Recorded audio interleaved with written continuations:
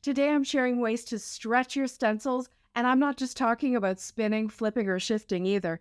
Let's take a look at 6 new ways to get more from these craft room basics. I'm starting with this BoHo Medallion stencil from A Colorful Life Designs. I want the design to go off the top edge of my cardstock, so I positioned it and pressed the stencil down onto my sticky mat around the panel. I'm using a fun summery color combination that I accidentally discovered last week, and I'll tell you a bit more about that in a few minutes. But for now, I'm just blending the colors through the stencil, working from Fiesta Blue in the center through Flirty Fuchsia, Party Dress, and Tiki Torch.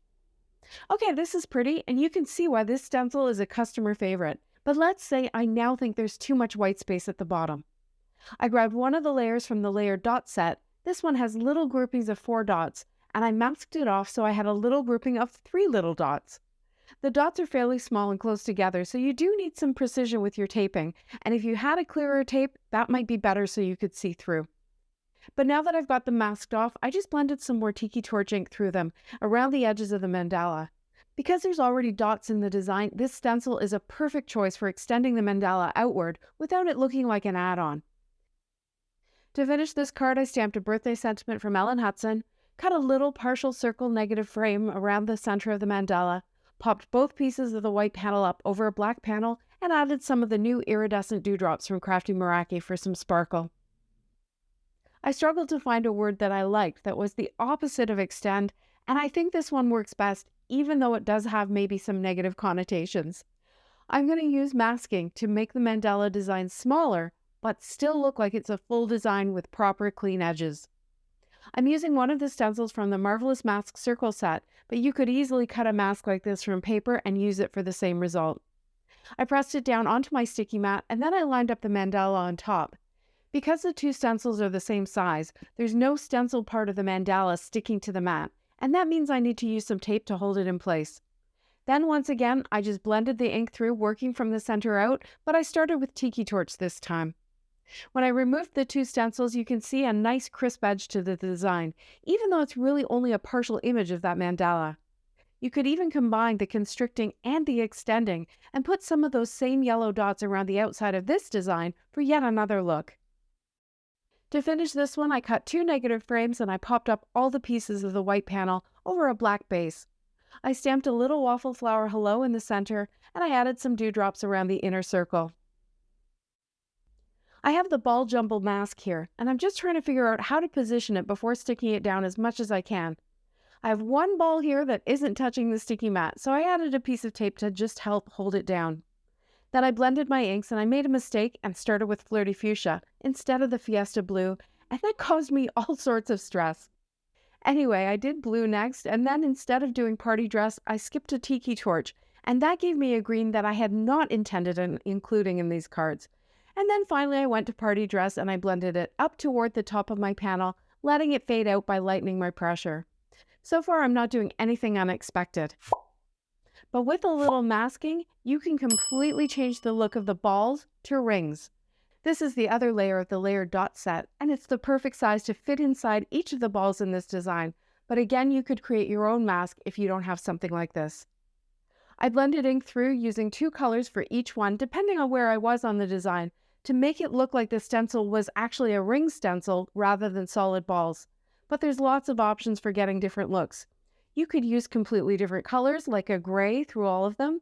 You could use one solid color in each one to make them kind of stand out from that blended background. Or you could blend ink on some of them but leave some solid. And honestly, if I'd planned ahead better, I might have done that, since one of them was the perfect size for my little sentiment from Mama Elephant. I cut a small circle from white and stamped it on that, and I popped it up for a bit of dimension. Then I added a couple of tiny black stamped hearts and again some more dewdrops.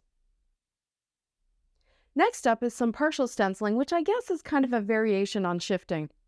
I'm using the changing circle stencil, and I'm going to create a frame on my cardstock. This stencil has a nice thick border between the first row of dots and the edge of the stencil, but even if yours doesn't, you can add some post-it tape to mask it off. I'm making sure that my row will only have full dots on it and masking off the one on the end before blending Tiki Torch, Fiesta Blue, and Party Dress through.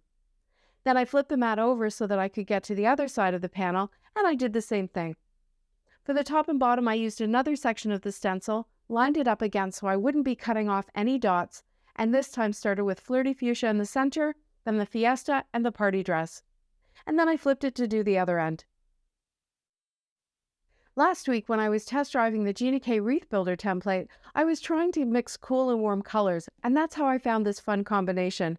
And I used that stamped wreath that I built as the focal point on this card. I cut it down with a circle die and I cut a circle from the center as well. I popped it up on my background and I created a faux shaker by gluing the dewdrops in place in the center before putting the Tailored Expression sentiment over top. The inspiration for this technique came from my friend Amy, and the idea is to use a stencil with a fun edge like this grid circle stencil and blend the ink through. I chose to put a different color in each circle, extending my blending around each one to fill in the in-between places with blended colors, and even, or really especially at the top, I wanted that ink to extend beyond the circles. Next, I just used a light hand and I blended it through again on a piece of printer paper to create a mask. Then the idea is just to put the stencil down again and blend ink through, and this will create a really cool layered look. You know me, I wanted to find a position where I wouldn't have to clean the stencil, but I also wanted to not have the colors of the top layer lining up with the colors on the bottom layer, and in the end I had to clean it to be able to do that. But that also meant I had free rein to choose the colors I wanted with the same circular technique until the whole panel was filled in. And here's the reveal. It's pretty cool, right? Those over-blended edges at the top act like a shadow and make the second layer of stencil blending look like it's behind the first layer. To finish this one, I stamped a retired Catherine Pooler hello, and I offset my black mat just for something a little different, and a little row of dewdrops underneath the sentiment. This last technique starts with the overlapping technique. This is the zebra dot stencil, and notice that it doesn't have a fancy edge. It's just straight, but we can use that. I put the stripes so that they're kind of vertical rather than horizontal. It reminds me of the bubbles in my Diet Coke, floating to the top. And then I did the same thing. I started with fuchsia instead of blue. Honestly, I even have them sitting on the side in the right order. I don't know where my brain was. So I worked up to the top and I put that Tiki torch ink right over the top again, so I'll get that layered look. And then I worked my way back down, bringing each color up a little higher so that I could put some blue down at the bottom. Of course, Fiesta and Fuchsia mixed to create a completely different shade of blue, but at least it's there. So here's the first layer. Now this time for a second layer, I'm choosing a different stencil. I've got that changing circle stencil that I used earlier, and again, it's a good choice because there's dots in the first layer. I masked off the edge with some 2-inch post-it tape, and I stuck the changing circle stencil down, and I blended my inks through again, starting with Tiki torch and working out to the Fiesta blue. Combining two stencils with the overlapping technique is another great way to get a different look from the stencils you already have in your stash.